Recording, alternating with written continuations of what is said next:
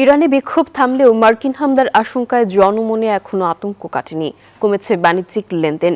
সর্বোচ্চ নেতা আয়াতুল্লাহ খামেনির উপর আঘাত আসলে সরাসরি যুদ্ধের ঘোষণা দিয়েছেন প্রেসিডেন্ট মাসুদ পেজেশকিয়ান। ইরানে 5,000 প্রাণহানির ভয়াবহ সংঘাতের জেরে লস এঞ্জেলেসে ইরান সরকার পতনের দাবিতে রাস্তায় নেমেছেন প্রবাসীরা। আঞ্চলিক স্থিতিশীলতা ফেরাতে জোর কূটনৈতিক তৎপরতাও চালাচ্ছে তেহরান। সহিংস বিক্ষোভ শেষে ইরানে পরিস্থিতি শান্ত হলেও মার্কিন হামলার ভয়ে ব্যবসা বাণিজ্যে স্থবিরতা দেখা দিয়েছে। তবে জনজীবন স্বাভাবিক করতে ধাপে ধাপে ইন্টারনেট ও SMS সেবা সচল করছে কর্তৃপক্ষ, যা মঙ্গলবার নাগাদ পুরোপুরি স্বাভাবিক হবে। এদিকে রোববার সর্বোচ্চ নেতা আয়াতুল্লাহ খামেনির ওপর কোনো হামলা হলে সর্বাত্মক যুদ্ধ শুরুর কঠোর হুঁশিয়ারি দিয়েছেন প্রেসিডেন্ট পেজেশকিয়ান।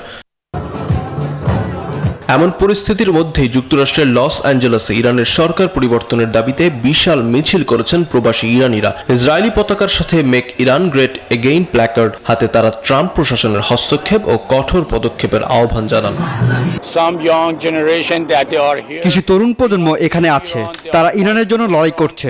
এখানে ইরানের শাসন ব্যবস্থা পরিবর্তন করতে এসেছে। আমি খুব আশাবাদী। আমার মনে হয় কোনো ধরনের মার্কিন হস্তক্ষেপ অবশ্যই প্রয়োজন, যা এটি সম্ভব করবে। তবে আমরা আশাবাদী যে এটি ঘটবে।